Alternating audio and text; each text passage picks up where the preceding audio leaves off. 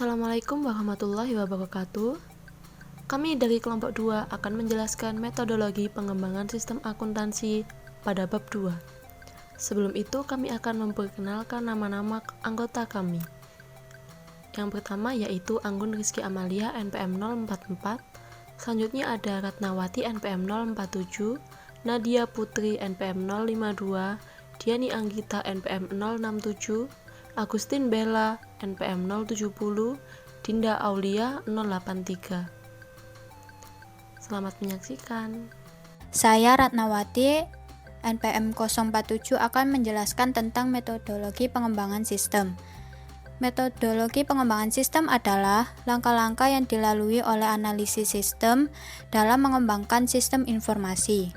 Pengembangan sistem akuntansi dilaksanakan melalui 3 tahap utama, yaitu analisis sistem, desain sistem, dan implementasi sistem. Dalam setiap tahap pengembangan sistem tersebut, analis sistem menghasilkan dokumen tertulis yang menyajikan rencana pekerjaan yang akan dilaksanakan dalam pengembangan sistem atau hasil pekerjaan pelaksanaan tahap pengembangan sistem. Dokumen tertulis tersebut diserahkan kepada pemakai informasi sebagai media bagi analis sistem untuk mengomunikasikan pekerjaannya kepada pemakai informasi. Tahap pengembangan sistem dan nama dokumen tertulis yang dihasilkan oleh analis sistem dalam setiap tahap pengembangan sistem disajikan dalam gambar berikut. Selanjutnya yaitu analisis sistem.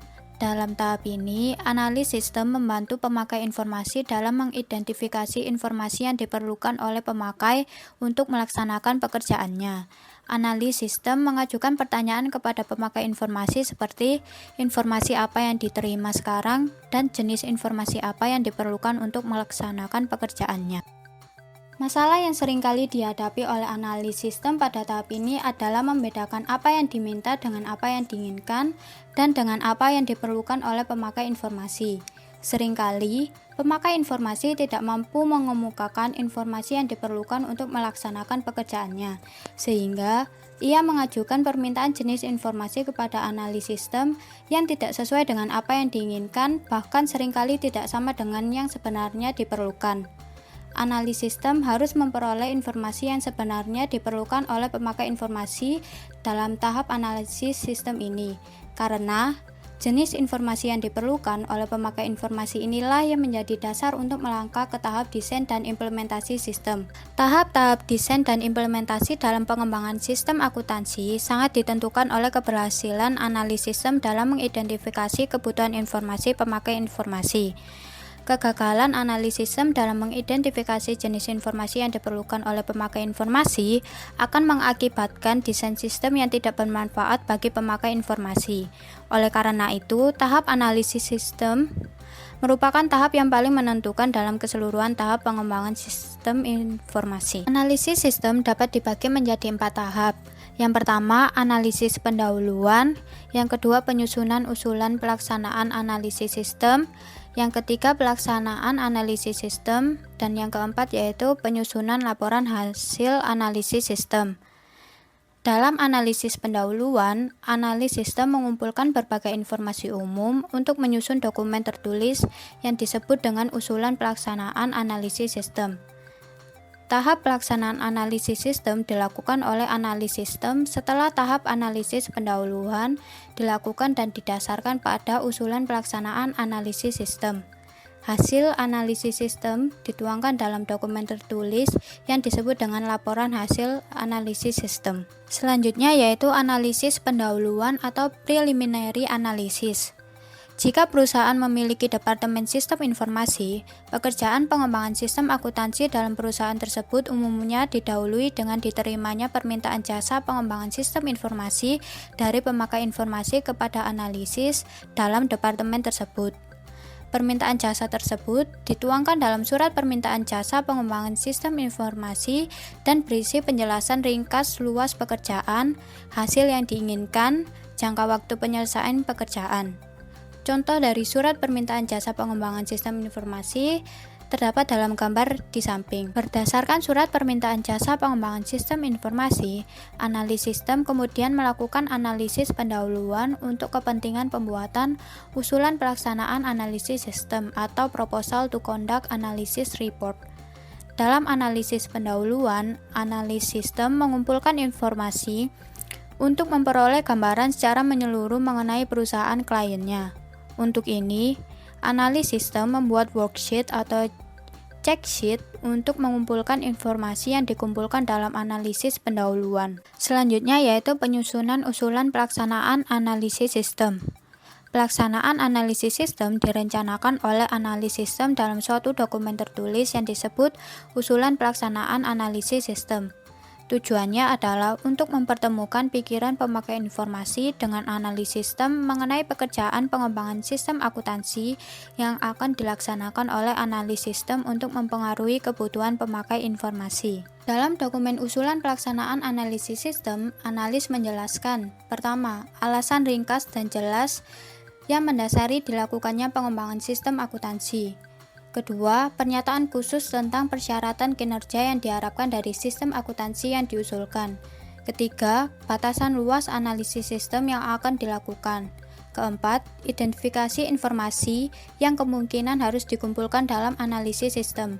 Yang kelima, identifikasi sumber-sumber potensial yang dapat menyediakan informasi yang diperlukan dalam analisis sistem. Dan yang terakhir, daftar peristiwa besar atau titik pengecekan yang digunakan untuk pengecek perkembangan analisis sistem yang dilaksanakan oleh analis sistem. Isi dari dokumen usulan pelaksanaan analisis sistem kemudian disajikan oleh analis sistem kepada pemakai informasi untuk mempertemukan kebutuhan pemakai informasi dengan kebutuhan pemakai menurut persepsi analis sistem.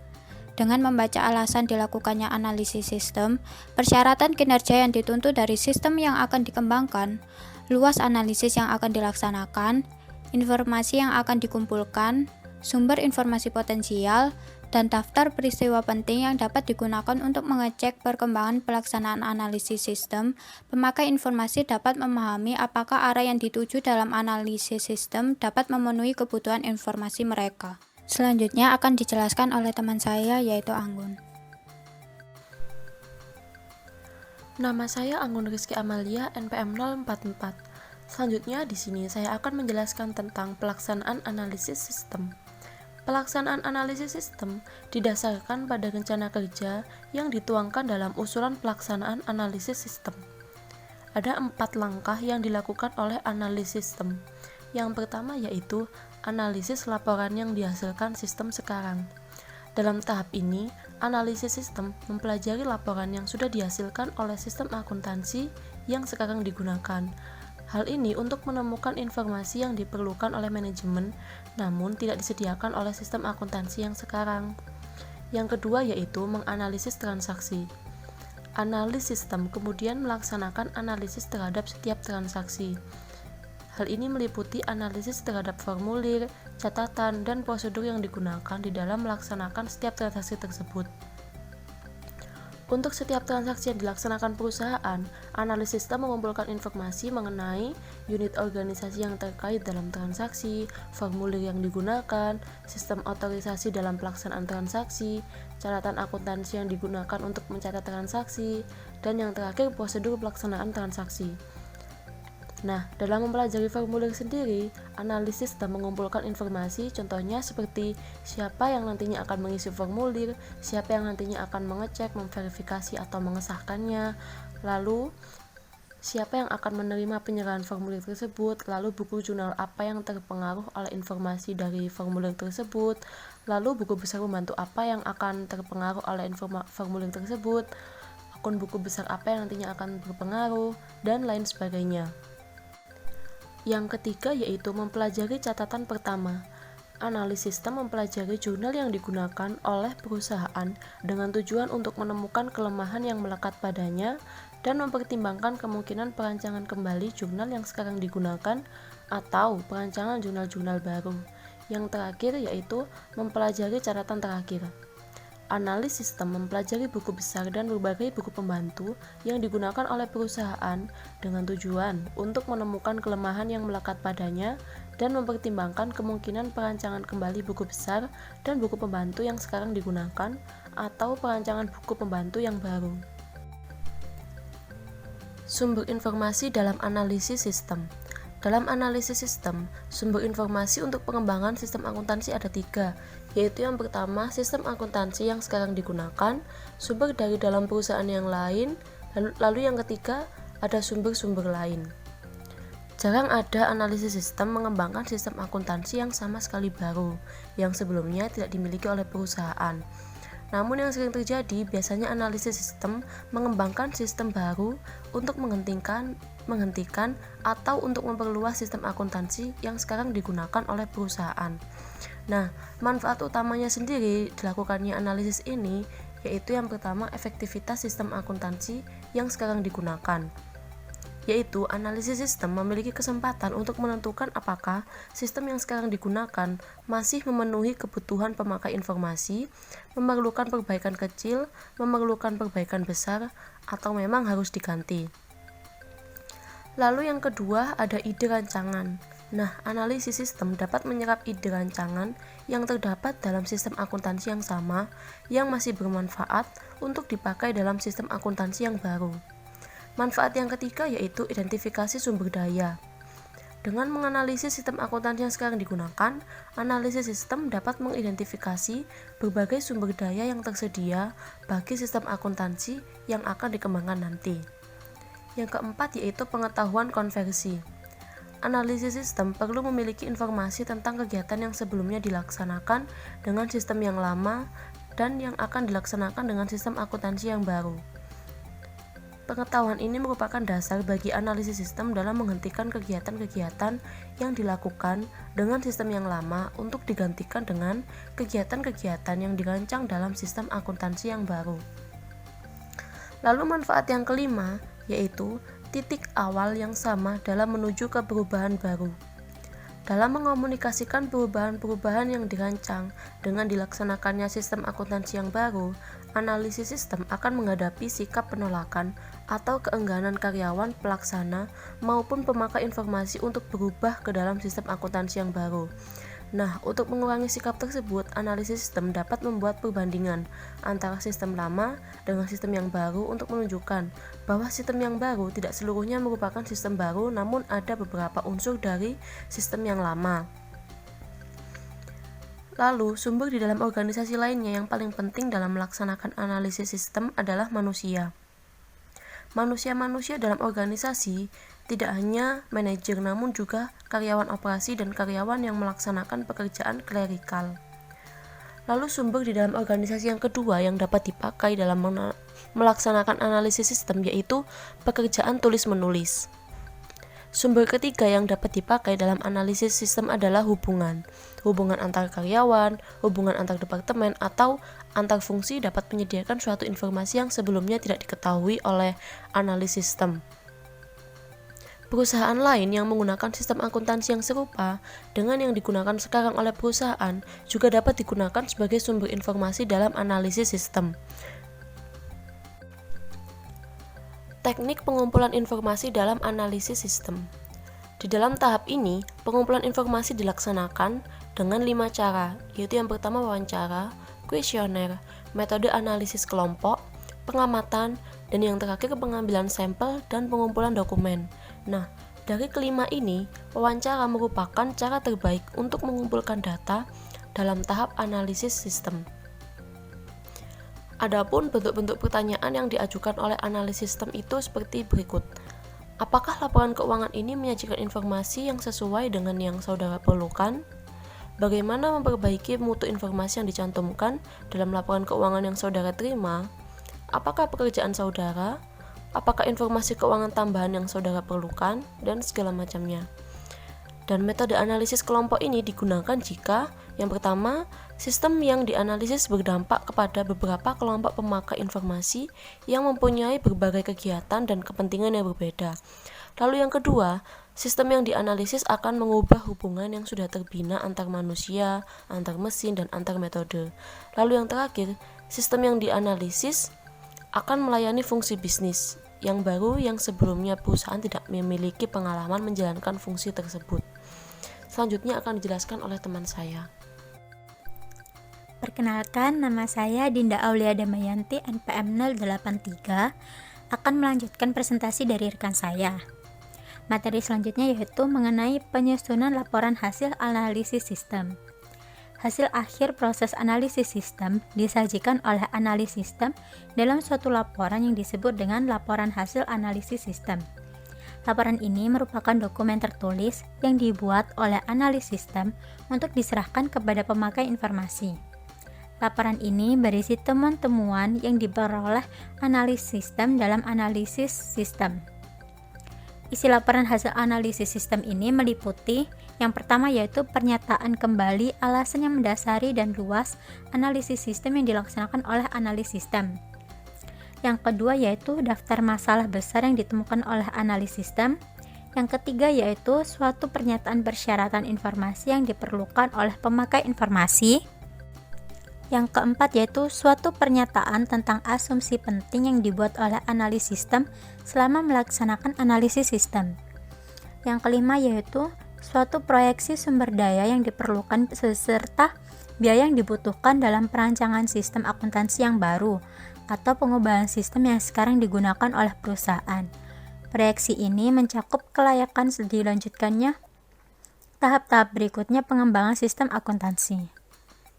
Dan yang terakhir yaitu rekomendasi yang bersangkutan dengan sistem yang diusulkan atau persyaratan-persyaratan yang harus dipenuhi oleh sistem yang diusulkan tersebut. Selanjutnya, saya akan menjelaskan materi mengenai desain sistem. Desain sistem adalah proses penerjemahan kebutuhan pemakai informasi ke dalam alternatif sistem informasi yang diajukan kepada pemakai informasi untuk dipertimbangkan.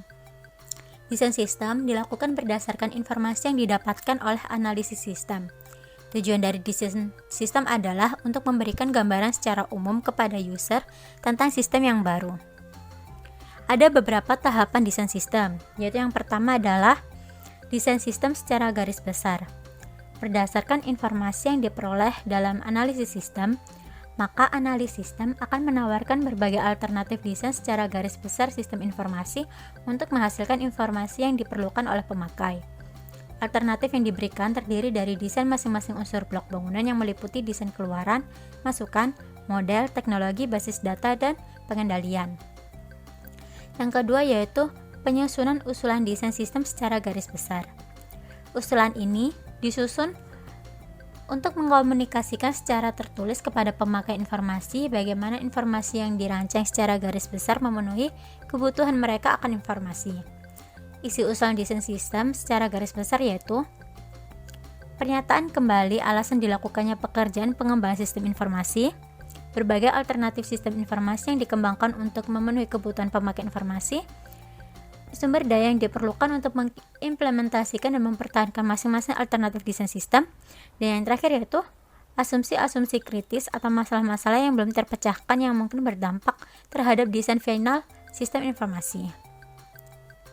Tahapan yang ketiga yaitu evaluasi sistem. Dalam tahap desain sistem secara garis besar, analis sistem merancang secara garis besar masing-masing blok bangunan sistem informasi, kecuali blok teknologi. Blok teknologi akan dirancang oleh ahli sistem setelah pemakai informasi menyetujui isi laporan desain sistem secara garis besar. Dalam tahap evaluasi sistem, analis sistem menentukan persyaratan yang harus dipenuhi oleh blok teknologi dalam menjalankan informasi yang dirancang dan memilih penjual teknologi yang memiliki kemampuan untuk memenuhi persyaratan yang dituntut oleh sistem informasi. Tahapan yang keempat yaitu penyusunan laporan final desain sistem secara garis besar. Berdasarkan hasil diskusi antara pemakai informasi dengan analis sistem dalam penyajian usulan desain secara garis besar dan evaluasi sistem, analis sistem membuat laporan final desain sistem secara garis besar. Yang kelima yaitu desain sistem secara rinci. Analis sistem melakukan desain rinci masing-masing blok bangunan sistem informasi menjadi bangunan sistem informasi yang mampu memenuhi kebutuhan informasi para pemakai. Dan yang terakhir yaitu tahapan yang terakhir adalah penyusunan laporan final desain sistem secara rinci. Hasil desain sistem informasi ini disajikan oleh analis sistem dalam dokumen tertulis yang disebut laporan final desain sistem secara rinci. Tahap-tahapan desain sistem tersebut mempunyai dua tujuan utama, yaitu untuk memenuhi kebutuhan pemakai sistem dan untuk memberikan gambaran yang jelas dan rancang bangun yang lengkap kepada pemrogram komputer dan ahli-ahli teknik lainnya yang terlibat. Materi yang selanjutnya akan dijelaskan oleh rekan saya, Agustin Bella. Saya Agustin Bella, NPM 70. Di sini saya akan melanjutkan presentasi dari rekan saya. Implementasi sistem. Apa sih yang dimaksud dengan implementasi sistem itu? Implementasi sistem adalah pendidikan dan pelatihan pemakai informasi, pelatihan dan koordinasi teknisi yang akan menjalankan sistem, pengujian sistem yang baru, dan pengubahan yang dilakukan untuk membuat sistem informasi yang telah dirancang menjadi dapat dilaksanakan secara operasional. Puncak dari segala kegiatan pengembangan dan perencanaan setiap sistem informasi adalah terletak pada tahap implementasi. Jika sistem akuntansi baru dikembangkan dalam perusahaan dan diharapkan dapat dimanfaatkan dengan berhasil, setiap orang yang terkait dengan sistem tersebut harus dibuat sadar tentang tanggung jawabnya masing-masing terhadap pelaksanaan bagian sistem, di mana hal tersebut menjadi tanggung jawabnya, dan tentang apa yang dapat dimanfaatkan dari sistem tersebut bagi pelaksanaan tugasnya. Nah, sekarang kita memasuki bagian dari implementasi sistem. Di sini terdapat 3 bagian. Yang pertama, persiapan implementasi sistem. Nah, kenapa kok harus ada persiapan implementasi sistem? Dari implementasi sistem itu yang paling utama itu persiapan implementasi sistem. Implementasi sistem sangat ditentukan oleh perencanaan yang dibuat untuk pelaksanaan implementasi sistem. Nah, meskipun suatu sistem akuntansi telah dirancang dengan baik, namun sebagian besar sukses pengembangan sistem ditentukan oleh bagaimana baiknya perencanaan implementasi sistem tersebut disusun dan dilaksanakan. Oleh karena itu, bagian yang penting dari laporan final implementasi sistem adalah perencanaan implementasi sistem. Kemudian yang kedua, pendidikan dan pelatihan karyawan.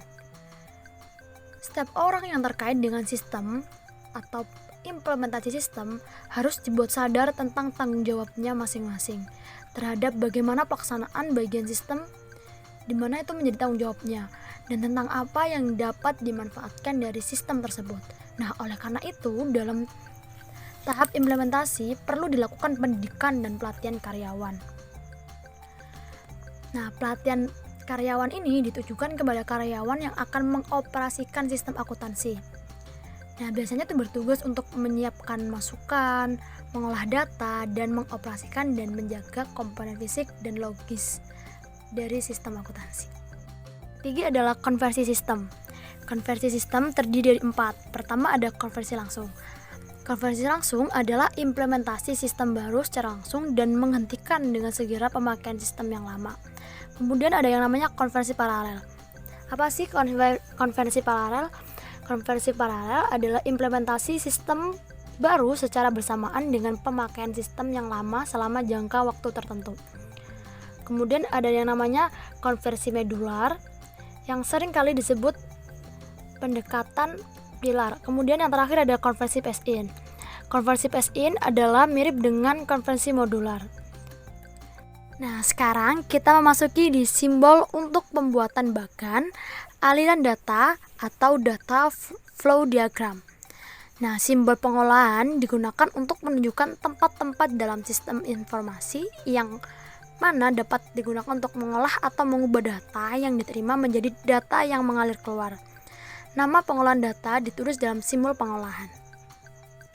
Selanjutnya akan dijelaskan oleh rekan saya. Assalamualaikum warahmatullahi wabarakatuh. Saya Nadia Putri Azahra, NPM 052. Di sini saya akan menjelaskan mengenai berikut ini disajikan contoh penggunaan simbol-simbol standar bagan alur data untuk melukiskan pengolahan data dalam sistem akuntansi penjualan tunai. Di sini ada 4 simbol, tetapi di buku ada 6 simbol, cuman yang di slide saya cuma ada 4 simbol, yang pertama entitas eksternal dapat berupa orang atau unit terkait yang berinteraksi dengan sistem tetapi di luar sistem. Yang kedua, ada proses, orang, unit yang mempergunakan atau melakukan transformasi data, komponen fisik tidak diidentifikasikan. Yang ketiga, ada alur data dengan arah khusus dari sumber ke tujuan. Dan yang terakhir ada data store, penyimpanan data atau tempat data di refer oleh proses. Selanjutnya di sini ada bagan pengolahan pesanan. Bagan penjual. Yang di pojok kiri ada pembeli. Yang pertama pembeli memesan, dan yang di dalam belakang 1.1 yaitu penjual mencatat pesanan, lalu kemudian lari ke 1.2 yaitu penjual mengecek persediaan. Persediaan bisa dicek di data persediaan. Lalu ke 1.3 adalah penentuan harga jual. Sebelum ke penentuan harga jual, penjual harus mengecek persediaan barang ada atau tidak. Penentuan harga jual ini bisa dicek di data harga jual. Dan yang selanjutnya ke 1.4 yaitu pemesanan kembali. Pemesanan kembali ini dilakukan jika persediaan habis, maka penjual harus mengecek data persediaan dan melakukan pengecekan data pemesanan kembali. Pemesanan kembali ini dilakukan oleh penjual untuk memesan barang ke supplier atau ke distributor. Selanjutnya yaitu simbol untuk pembuatan bagan alir dokumen atau dokumen flowchart. Yang pertama ada dokumen yang memiliki simbol seperti yang ada di gambar. Simbol dokumen di atas menggambarkan input dan output baik di dalam proses manual, mekanik, atau komputer. Selanjutnya dokumen dan tembusannya. Simbol di atas menunjukkan gambaran suatu dokumen asli beserta tembusannya. Selanjutnya berbagai dokumen. Simbol di atas digunakan untuk semua jenis dokumen yang akan digabungkan. Lalu catatan. Simbol di atas digunakan untuk menggambarkan berbagai jenis dokumen yang digabungkan. Kemudian penghubung pada halaman yang berbeda. Simbol ini dipakai dalam menunjukkan arah dan kaitan atas bagan alir satu dengan lainnya. Lalu kegiatan manual. Simbol di atas berfungsi untuk menunjukkan suatu kegiatan manual. Kemudian arsip sementara. Simbol ini memiliki fungsi dalam menunjukkan lokasi penyimpanan dokumen. Arsip permanen. Simbol ini memiliki fungsi dalam gambaran arsip permanen. Dan selanjutnya penghubung pada halaman yang sama disimbolkan dalam bentuk lingkaran. Dalam menggambarkan bagan tersebut, maka akan terjadi suatu keterbatasan dalam halaman kertas, maka dibutuhkan suatu penghubung. Lalu ada mulai atau berakhir, yaitu terminal. Simbol di atas berguna dalam penggambaran suatu sistem dari awal sampai akhir. Kemudian keputusan. Simbol ini berguna dalam menggambarkan suatu keputusan yang wajib dibuat atas proses pengolahan data yang telah dilakukan. Keputusan tersebut ditulis dalam sebuah simbol seperti yang ada di gambar. Keterangan dan komentar. Simbol di atas merupakan simbol yang menggambarkan keterangan atau suatu pesan atau komentar yang disampaikan oleh ahli sistem dalam bagan alir. Selanjutnya ada garis alir atau flow line. Simbol di atas menunjukkan arah proses pengolahan data. Anak panah akan dicantumkan apabila arus dokumen mengalir ke atas atau ke kiri. Lalu online computer process. Simbol ini menggambarkan pengolahan data dengan komputer secara online. Kemudian keying atau typing verifying. Simbol ini menggambarkan pemasukan data ke dalam komputer melalui online terminal. Kemudian pita magnetik. Simbol ini menggambarkan arsip komputer yang berbentuk pita magnetik. Lalu ada online storage. Simbol ini menggambarkan arsip komputer yang berbentuk online di dalam komputer. Selanjutnya persimpangan garis alir. Jika dua garis alir bersimpangan, untuk menunjukkan arah masing-masing garis, salah satu garis dibuat melengkung tepat pada persimpangan kedua garis tersebut. Kemudian ada pertemuan garis alir. Simbol ini digunakan jika dua garis alir bertemu dan salah satu garis mengikuti arus garis lainnya. Lalu ada masuk ke sistem. Karena kegiatan di luar sistem tidak perlu digambarkan dalam bagan alir, maka diperlukan simbol untuk menggambarkan masuk ke sistem yang digambarkan dalam bagan alir. Lalu yang terakhir ada masuk ke sistem lain. Karena kegiatan di luar tidak perlu digambarkan dalam bagan alir, maka diperlukan simbol untuk menggambarkan ke sistem lain.